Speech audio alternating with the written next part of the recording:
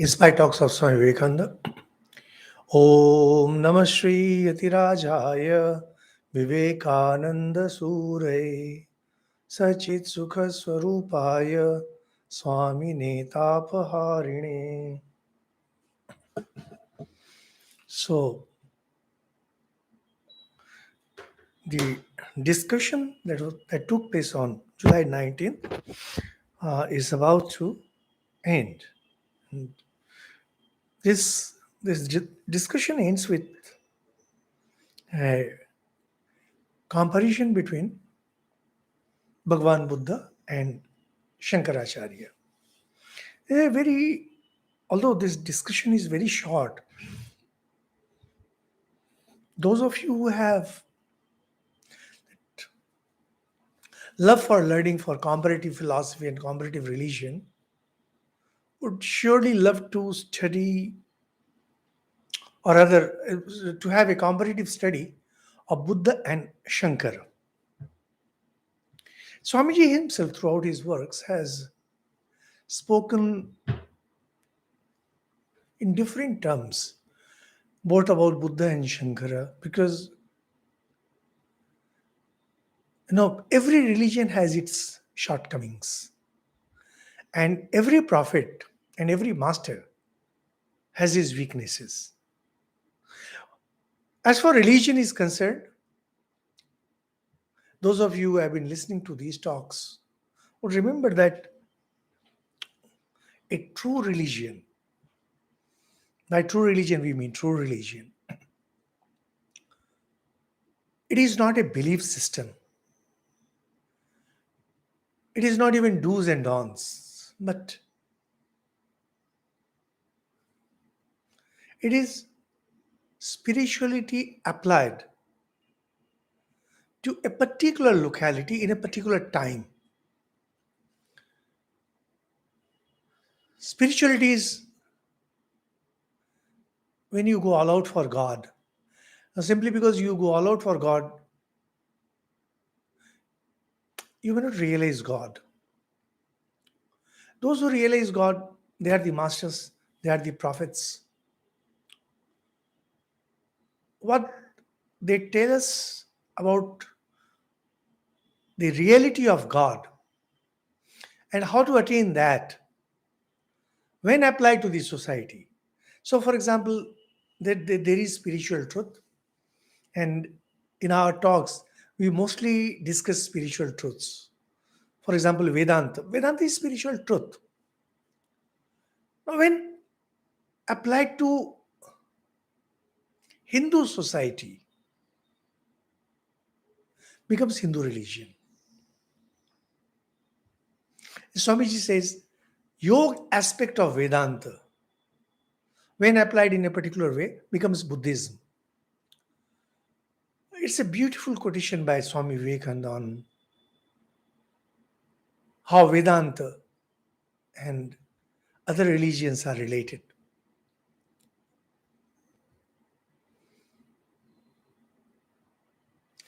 Usually we think that religion means certain belief system, religion means certain do's and don'ts and blind following. No, it's not that. So when Judaism came up, the greats of Jewish culture, so persons like Abraham and Moses, they had the vision of God, and they felt that this is the way to reach God. Now, while talking about this is the way to reach God, the most important thing for a person like Abraham and Moses and all the other great masters was how to create a system for his people of his time. There are greater prophets who can see far in future, say 500 years, 1000 years. However, no religion, mind it, no religion can contain pure spirituality, because no society can ever contain pure spirituality. Just not possible, because The moment you apply spirituality to the society, it becomes religion. And the moment you apply it to the society, it gets diluted. There's just no way. And whatever people may say, nowadays, now that our channel is getting some views, not much. People from different religions have started attacking us, and you can guess which particular religion, and simply laughable. Their arrogance and violence matches only their ignorance. If you really want to measure their arrogance and violence, you have to measure it only against their ignorance. There is no other way of measuring.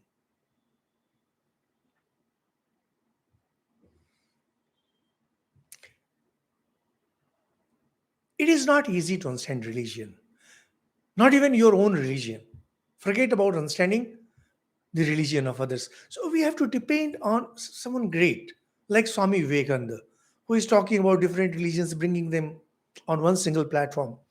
Now, when he's talking about Buddha, no, not here, I mean, throughout his complete works. So, for example, he says, by saving the life of one goat, Buddha imposed slavery of 1,000 years on India. Very strong statement. Because Indians were brave, Indians were considered brave. Those of you who have some knowledge about world history know that when Alexander came winning throughout his expeditions, and finally when he reached the banks of Indus, he could defeat only minor kings.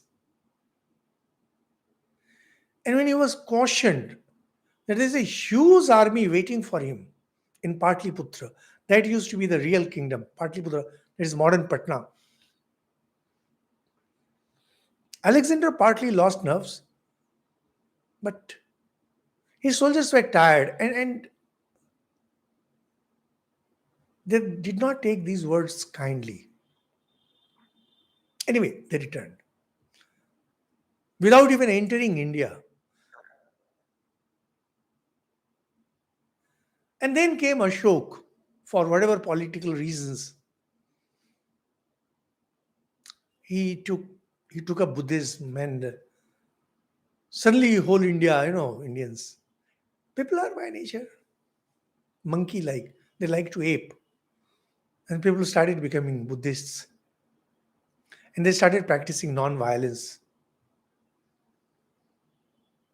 Instantly, India lost its virility. The consequences are everywhere to be seen.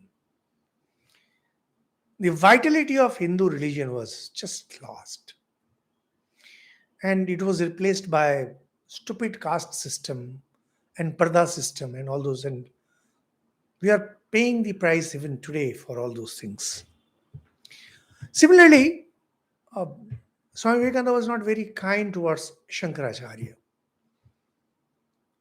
He felt that Shankaracharya was more pro Brahmin. Now, here we need to keep in mind that whatever the realization of the prophet, when his words are applied or when he speaks words for the common masses, he will always be, his words will always be the product of his own times. This is something we need to remember. A religion may claim itself to be great. What is the proof that it is great? Because his sacred book says so. But that's what every religion claims. Every religion claims to be great. That cannot be the test for greatness. Sorry, test of greatness. Because ultimately the prophet who gave that religion be it Buddha, be it Shankaracharya, their words were meant for that generation. And that is why every society must have religious reform, say maybe every 500 years or so.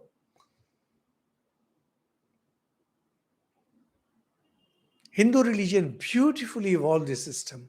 And the great masters that come, often they are often they are termed avatar. They may be avatar, they may not be avatar. Who are we to understand? We cannot understand the spiritual mastery of these people. So, Hinduism is continuously in its self correction mode. What about other religions? The only word you can use about them is fossilized. Most of them are fit only for museums. They're just fossilized. Because if there is no self correction, there's a beautiful saying in Hindi, Ramta Jogi Bahta Pani. A monk, a monk should always be on move, and water must be on move. Just like that, a religion has to be in self correction mode. That means its spiritual core must not be touched. Of course, if you touch its spiritual core, it is destroyed. But as far as its spread in the society is concerned, which is known as religion, that needs continuous self correction. It's very important. Now, those of you who are students of Swami Vivekananda's work, and if you might have gone through Swami Vivekananda's work, you realize that Swamiji has spoken. See, Swamiji was not any ordinary teacher. He himself is a prophet. So he could see the greatness of Buddha, but he could also see the downside of his teachings, same with Shankara. However, here in this passage, Swamiji is discussing the teachings of Buddha and of Shankaracharya in relation to Vedanta. Swamiji says Buddha was a great Vedantist, for Buddhism was really an offshoot of Vedanta. Now here, this is a very interesting turn because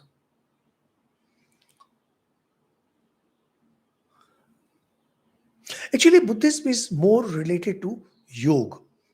The practices of Buddhism is more related to yoga. However, when it comes to the ultimate conclusion of Buddhism, when they are talking about nirvana, that means you may have different kinds of practices. Say, for example, to build stamina, you may get into running, or you may do certain dumbbell exercises. Where you are going to apply that stamina depends on you. So, yoga practices like yama, niyam, asana, and all these things, these are common to all. Anyone who wants to have religious experiences will have to practice that. But what is your philosophy? What is your spiritual goal? That will actually determine what kind of religion you have. In case of yoga, the end result is purush and prakriti, consciousness and insentience. Consciousness, that is purusha, the infinite purusha, which are soul. It's like a stream. You can imagine something like stream of light composed of photons. So there is a beam of light in which photons are traveling. So these photons are like the soul. But these are free moving photons, not, not directed by the laws of light. However, in Buddhism, there is no such thing as Purus and Prakriti. Buddhism accepts reincarnation. Buddhism accepts karma. Ultimately, it is cessation. A cessation of what? Lord Buddha himself did not specify what. So it was left for his really great disciples, the masters, who explained what exactly Buddha meant by nirvana. Anyway, that's a different topic. What Swamiji is talking here is, no, actually, we have discussed some of these things earlier. So, Buddha was a great Vedantist, and Shankar is often called a hidden Buddhist, Prachanna Bodha. What happens is, those of you who might be listening to our talks on Mandukya Karika, then you will see that what Buddhism is talking about as the last stage, nirvana, where there is nothing else left. Mandukya Upanishad also seems to talk exactly like that. But there is a difference. In Buddhism, there is a cessation of these worldly affairs. And these worldly affairs, they do not have any substratum, any base. However, when we try to understand, when we think of ocean and the waves, if the waves are traveling, we know that there is a substratum, there has to be water. But Buddhism doesn't want to accept that. In Mandukya Karika also we find complete cessation. And after that complete cessation, what remains? What remains is described in as neti neti, not this, not this, not this. So naturally, those who have devotional tendencies, that is, the followers of Madhvacharya and followers of Ramanujacharya, who belong to devotional aspect of Vedanta, for them it is not acceptable because devotees are always emotional types. And you might have seen how kids who are a bit on the emotional side can throw tantrums. When the grown-ups throw tantrum like that, we call that fanaticism. Emotions and fanaticism, they are linked. They're linked. Whenever you find emotions, in whatever field, whether that be in the field of science, in the field of management, in the field of, you tend to become hysteric.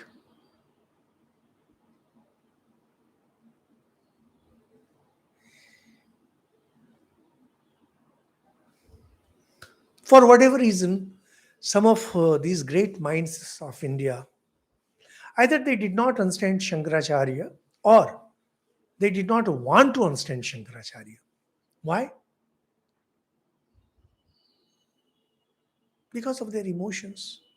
There's a beautiful story, those of you who are into religion would know, that how Ramanuja separated from Advaita Vedanta. There was a term Kapyasam, Kapi Asam. Kapi means monkey, Asam is seat, butts. So the redness was compared to monkeys, langurs, butts, red. That's how Acharya Shankar explains. And this kind of disturbed Ramanuja. And he applied rules of grammar to say that no, it's morning sun, etc. And slowly, slowly, slowly, diverged. The story goes that Ramanujan and his teacher, they kind of went on war path. And he said that his teacher even wanted him murdered. We don't know how far true that might be.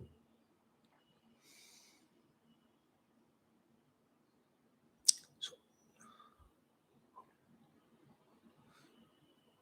emotions are a very dangerous thing, extremely dangerous thing. So these emotional people, these emotional Vedantins, they termed Shankaracharya a hidden Buddhist. Uh, if Sri Ramakrishna had not come, if Swami Vivekananda had not come, we would have continued to fight just like that. Swamiji says Buddha made the analysis, Shankara made the synthesis out of it. This is a very interesting statement. And that's why, see, one should read Swami Vivekananda. Once you read Swami Vivekananda, you get you get great insights, really great insights in spirituality, in religion, contemporary Indian society, the future of India, etc. Analysis is when you go on discarding things, and reach a point.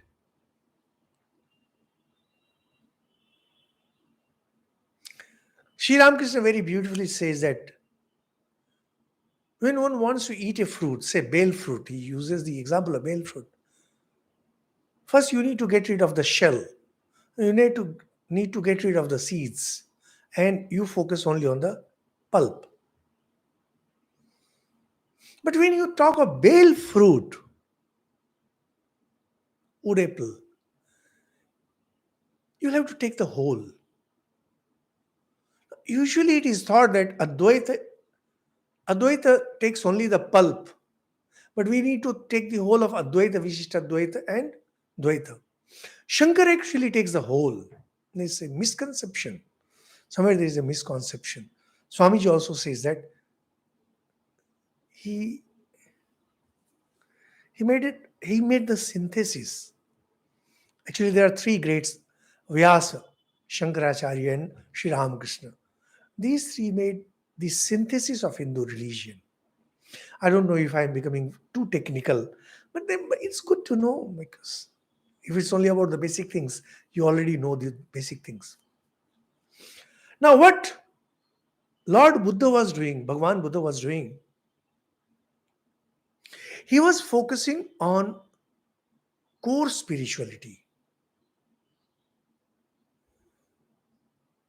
Speaking in our language, when you go for core spirituality, that is, when you are reaching for Atman, naturally everything else will fall away. Nothing else matters. When you read Shankaracharya, oh, I love it.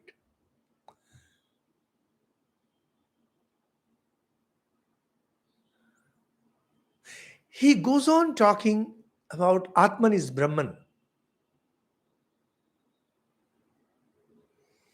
The individual is one with the universal. Whenever in the scriptures he comes across God created the universe, he will say God created the universe. When it says there is no universe, he will say there is no universe. When they will talk about heaven and hell, he will talk about heaven and hell. When they will talk about rebirth, he'll talk about rebirth. Only one thing stays steady. Atman is Brahman. Individual is one with the universal. Amazing. This is synthesis. Those of you who might have listened to some grand orchestra.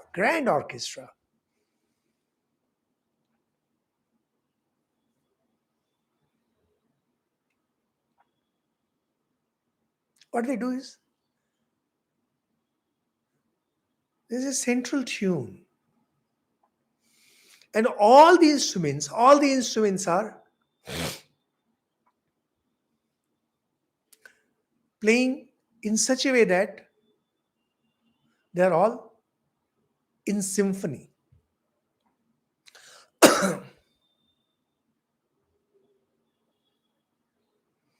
Acharya Shankar doesn't let a single note move away. Long ago, I was reading about, it was long ago, so biography of Sachin Dev Burman, who was a great music director in Hindi films. Oh, no, not Sachin Dev, Rahul Dev Burman, R.D. Burman. I came across his biography somewhere. So one recording was going on, and there were around 100 violinists who were playing a particular tune. And Mr. Burman, he says, he points out a particular row, says, fourth one from the back, he's playing a wrong note, slight mistake. So the gentleman who was reminiscing about it says, see what perfect ears. A symphony is being played, symphony in the sense of his orchestra for some film music. And more than 100 persons are playing violin. One of them has a discordant note. One. And Mr. Burman, great musician that he was, sitting from the stage, he could straight away say that on this left side, the one sitting fourth from the back has a wrong note. I couldn't believe. I just couldn't believe. I still can't believe.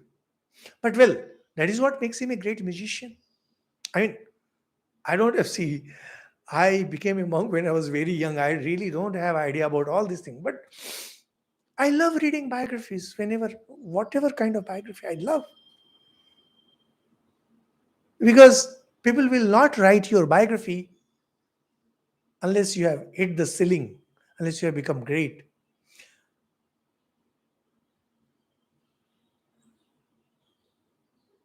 Until you realize God, unless you are a prophet, everyone else is in this world of Shakti, power, Maya. So a footballer and a film artist, they are non different as far as I am concerned. They're all same. It's a play of Shakti. Play of Shakti. Shankaracharya is like that. The moment he comes across one discordant note, he goes there and sets his instruments in tune.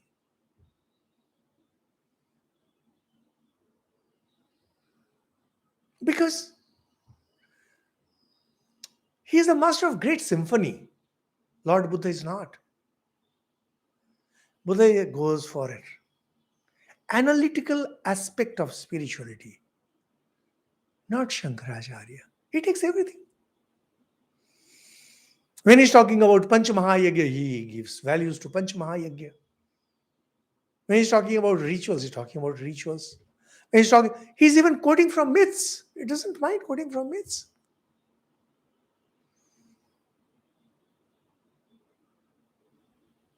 What divine intellect he must have had. However, Acharya Shankara, he is fixed about one particular theme, one central note, that individual and the universal are non-different. And that is where persons like Ramanuja, Madhva, Nimbark, and other, they cannot. No one who is into emotional aspect of religion or life can bear with Shankaracharya. So Buddha never bowed down to anything, neither Vedas, nor caste, nor priest, nor custom. Shankaracharya took everyone along. Sri Ramakrishna took everyone along. See, it's only 100 years of Sri Ramakrishna's passing away. Time has not yet come for people to criticize him. Let 1,000 years pass. Once 1,000 years have passed, you'll see how people come up with different kind of criticism. Because Sri Ramakrishna was taking everyone along with him. When you are being analytical, that means when you are focusing only on one thing, one small thing, it's easy to get away.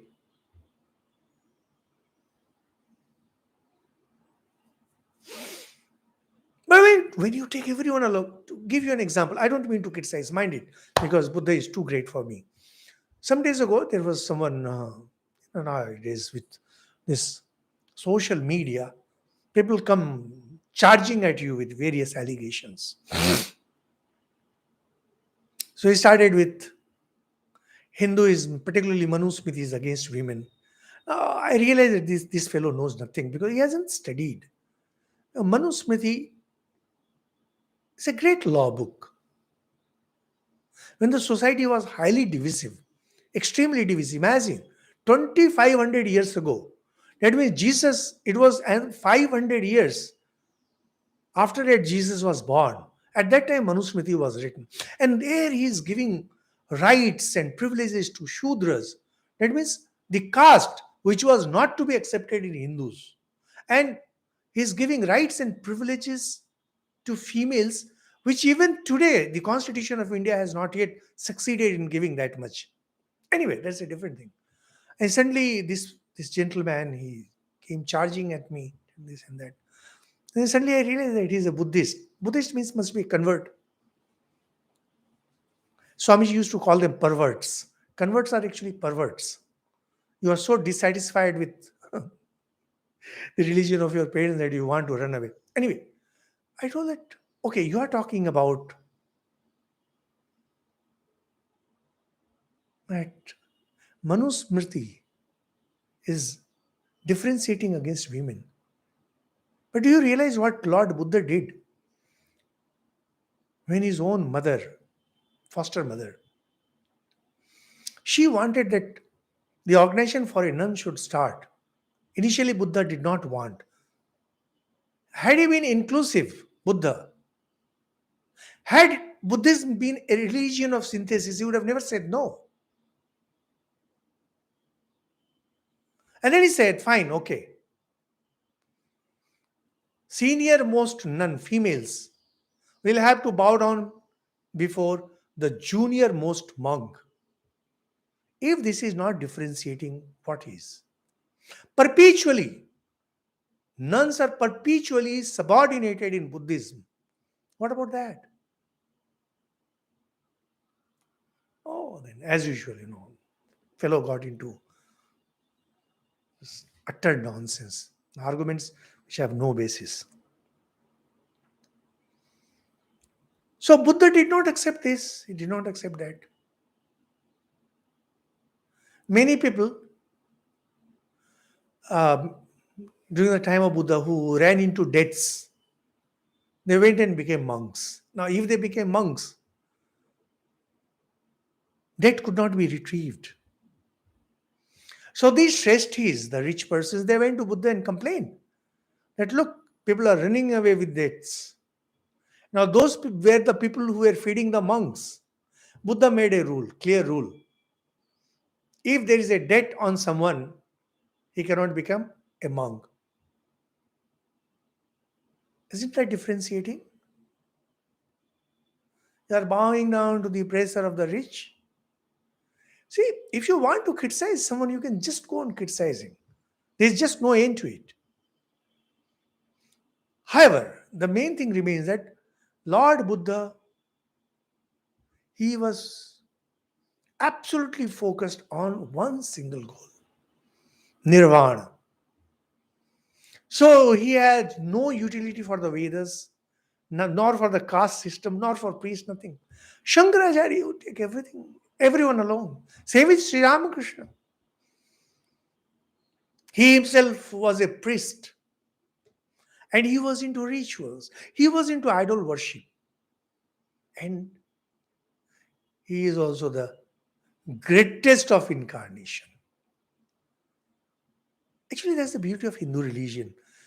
Hindu religion is the religion of inclusiveness. The masters of Hindu religion, they have to be inclusive. If you are not inclusive, you cannot be a teacher of Hindu religion. If you say that, God, Devadi Dev, Mahadev, Shiva, he alone is the truth, whatever you might do, you are not a Hindu.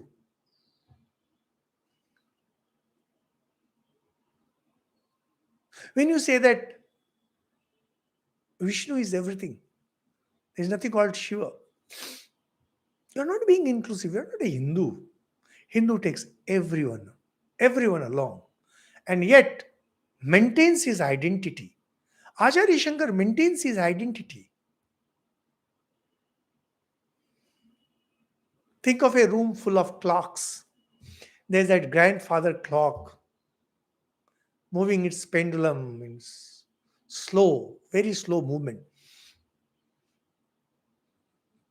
There are those small watches whose this needle of second ticking away, tick, tick, tick, tick, tick, tick, tick, tick, and yet, and maybe hundreds of other watches, their needles moving at different speeds, seconds, and yet they are keeping the same time. One say it is 12. They'll all be chiming at the same time, yet their movement is separate. This is symphony. This is Hinduism. This is what Shankaracharya did, not Lord Buddha. No, he did not. No wonder Buddhism was driven out of India, because India will never accept exclusiveness. No. You can go on giving hundreds of reasons. Only one reason. India does not tolerate exclusivity. No. So he fearlessly raised reason so far as reason could take him. And such a fearless search for truth and such love for every living thing the world has never seen. Yet Swamiji at some other place says that by saving the life of one goat, Buddha imposed 1,000 years slavery. Buddha was the Washington of the religious world, George Washington, and he conquered a throne only to give it to the world. Those of you who know American history would know that. So George Washington played the most vital role in freeing America. And if he wanted, he could have been the monarch, but no. Started democracy. As Washington did to the American people, he sought nothing for himself. Well, this is true service. If Buddha wanted, he could have proclaimed himself to be an avatar, to be a prophet. He didn't do. He could have been worshipped in his own lifetime because he lived up to the ripe age of 80. And you just look around India, these lesser models who have practically no knowledge even of their own scriptures. They are being worshipped like anything. So, well, that's the end of it. In case you have any question, because this discussion of 19th July, it's deep. It's deep. Otherwise, we'll move ahead. The important thing is that Swami is talking about two things. Focus on the analysis aspect. And when Swamiji begins on July 20th, he will be talking about, once again, Vedanta, where he's talking about how reason plays a very important role in Vedanta.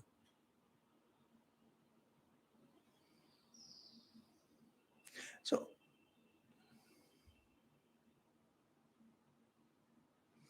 in case you have any question, because this is the end of a particular discussion, I can answer.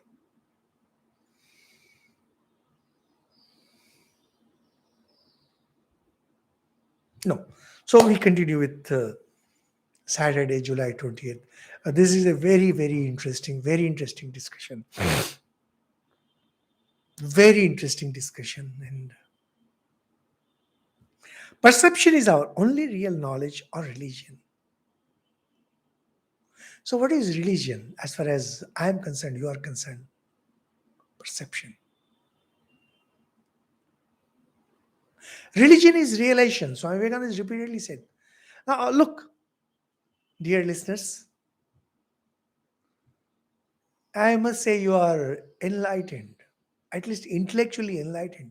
Because if you're not enlightened, you won't be listening to these talks. Have you come across any religion which focuses on this aspect? That religion is realization. Jesus talks about kingdom of heaven is within you. But in general, of course, Lord Buddha also talks about Atma Dipo Bhava, but so clearly. And Swamiji is here talking about perception is our only real knowledge or religion.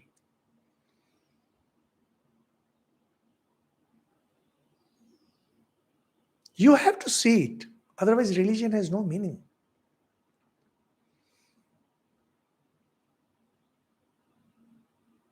You only have to think about Abrahamic religions.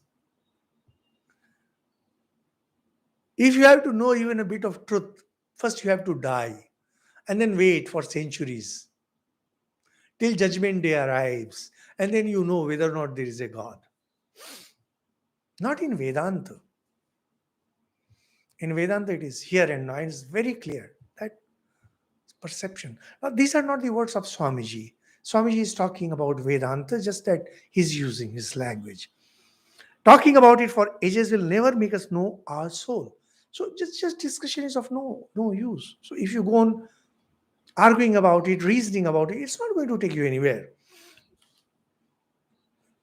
There is no difference between theories and atheism. This is again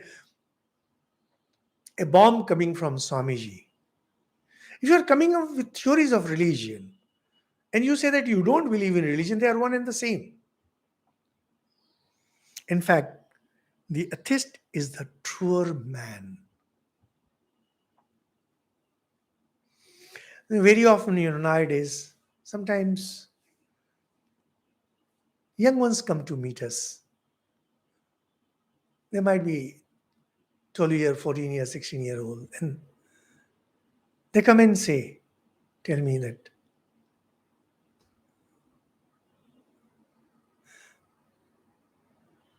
we don't believe in God, they say. I invariably say, I also don't believe in God.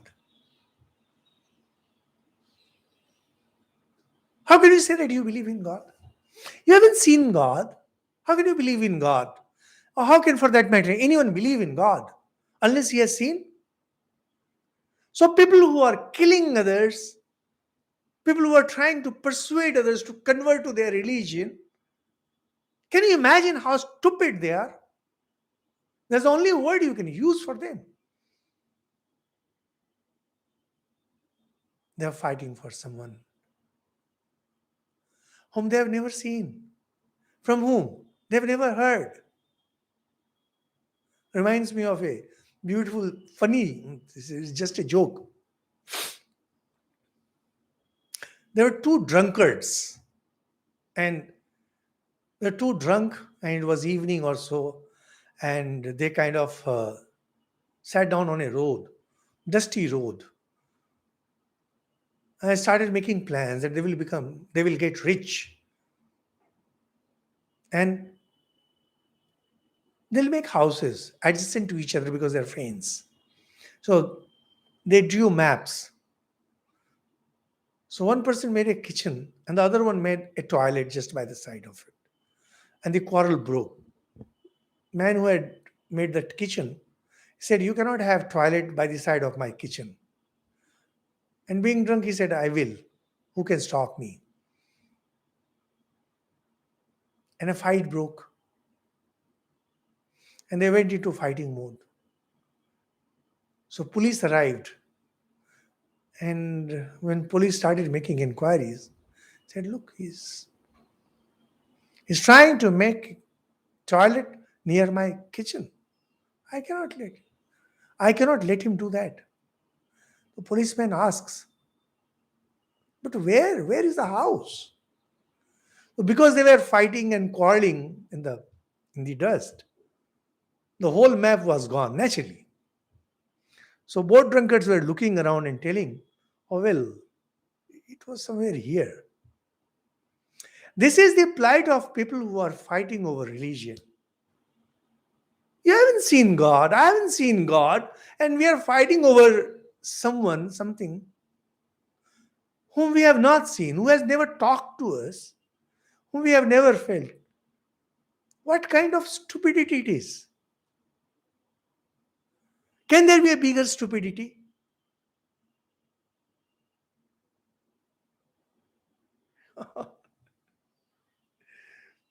Think of two nations going over war for something that doesn't exist.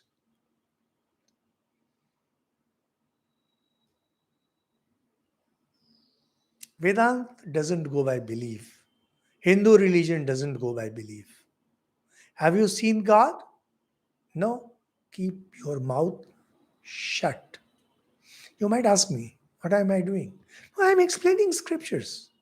Well, why I'm explaining scripture? And what makes me tell that this is scripture? Well, I have faith in some masters, teachers who taught me, and I believe it. I'm trying to convey the idea, but for that, I'm not going to fight. And of course, I'm into it. I have I have my own understanding and things like that. It's not some blind faith. And this is also sadhana for me. This is also part of spiritual practices. Of course, someone will say that killing others, killing the infidels, that is part of my sadhana. You can say nothing. It is exclusiveness, and exclusiveness,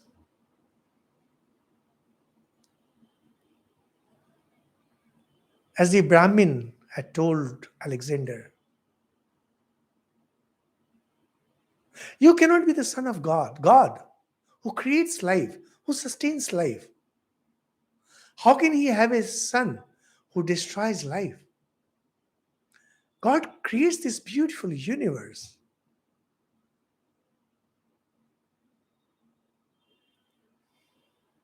How can his religion destroy the universe? There's something wrong somewhere. कुछ तो गलती है कहीं पर. So when you are an atheist, now the term is agnostic. But okay, fine. Both ways. I accept this, I accept that. I haven't seen, so what can I say? An atheist is a truer man. When you're talking only about belief system, when you're talking fighting over this and quarreling over this, all utter nonsense, stupidity. Every step I take in the light is mine forever. This is something that, dear listeners,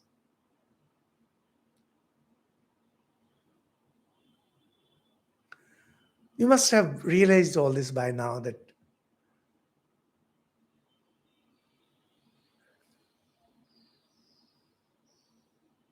what you acquire is yours. What you don't acquire is not yours. In spirituality and religion, this holds much more true. If you have taken one step in this realm of light, you have done something. So every step I take in the light is mine forever. No one can take it away from you.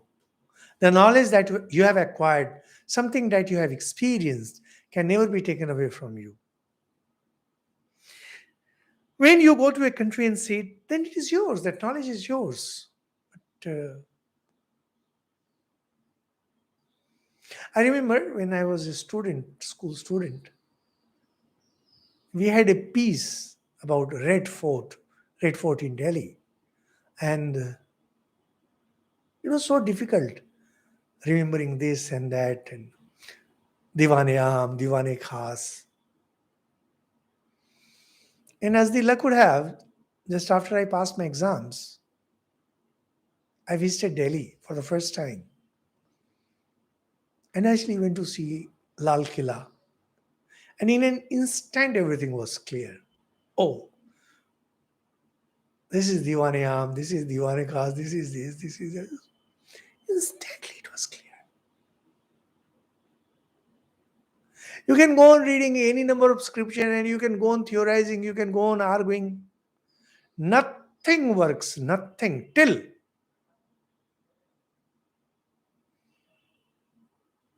you have realized, till you have taken one step into it.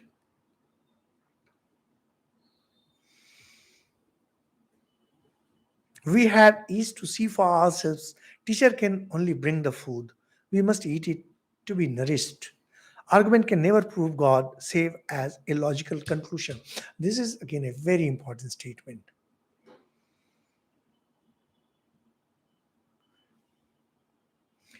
There's a logical conclusion. In religion also there is a logical conclusion. And then you need argument. Argument can never prove God save as logical conclusion. Now, the best example for this is if you listen to our Manduki Karika talks. It's there in the playlist.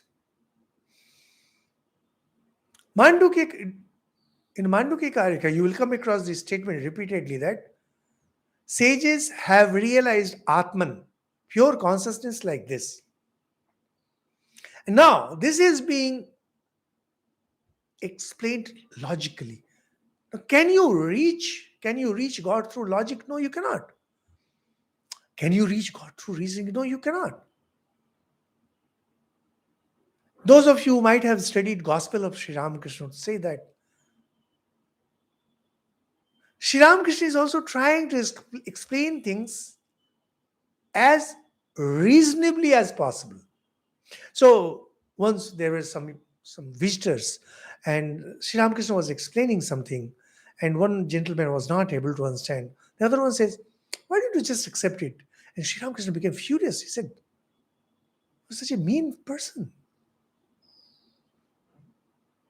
How can you accept something without really understanding it?" Reasoning, arguments, they play an important role in reaching a conclusion, but that is not realization. Realization is something entirely different. However, it helps. It definitely helps. And those of you who are deeply interested in religion, so here is this gentleman, Gaurav Rai. I don't know if he is a regular listener. Is myth true? Now, look, what should I answer him? Here is Gaurav Rai. I don't know who this gentleman is. I really have no idea. Maybe first time listener. Now, with my all compassion and all respect, the gentleman forget about understanding religion, forget about understanding myth. He doesn't even know English. Can you really teach such a person who doesn't even know the language? Myth itself means it is not true. Is myth true? What kind of question? This is what happens when religion falls in the hand of a bunch of illiterates and uncultured. You know what happens to religion? Just have to look around. You sing, you dance, you play on drums, you do this, and you go dancing in the streets. You bring out your swords and play this and that. No, I mean, this is in every religion. It's not about any particular religion. I've seen Sikhs playing in Delhi with their swords on some religious occasion. But can these things make religion? No, religion is much higher. If somebody had asked Guru Nanak to play with sword, my God, we can't even think of that. But Sikhism had to do that. It had to. That's a different aspect altogether. To understand religion, you need to have a very sharp mind, extremely sharp mind, extremely sharp mind. Religion is not meant for the dullard. Sorry, no, it's not. It might sound harsh, but it's a fact.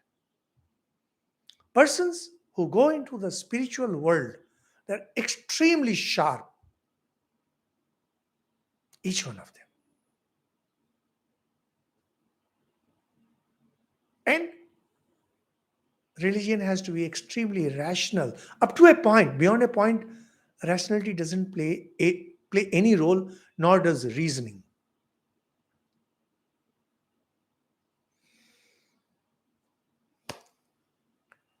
So argument can never prove God, save as a logical conclusion. If you listen to this Manduke Karika, as I said, you will see how logically it moves. Sri Ramakrishna is talking to his disciples. We come across many instances. And when many instances where he's trying to prove logically certain things.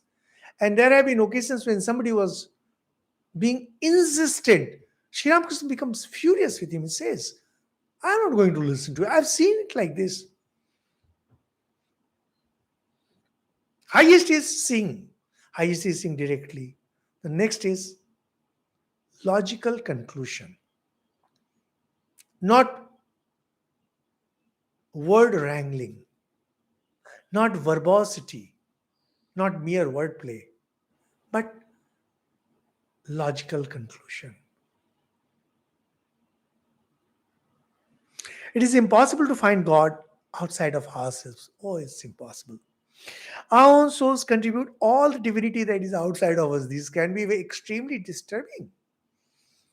So when we go and worship some idol, some vigraha, some pratima,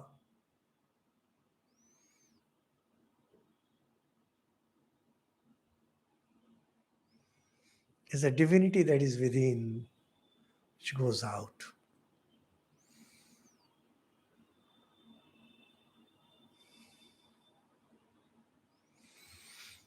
We are the greatest temple. The objectification is only a faint imitation of what we see within ourselves. These statements are not made for the ordinary. You have to have guts.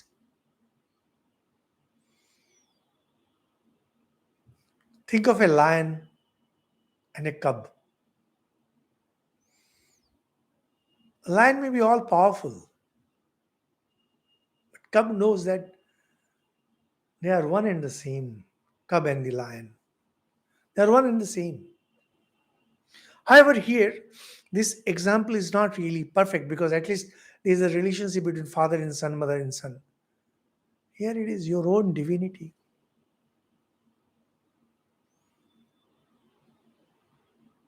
And if there is no divinity within you, you will not be able to see divinity outside. So,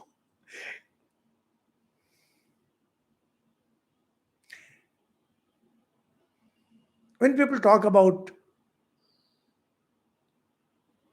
or rather talk against idol worship, they need to understand one thing, that idol worship is some kind of a tribal worship. Hindus are never into idol worship. We call it vigraha. First, we put prana in that. We make it alive. There are rituals and there are mantras. But actually, what happens?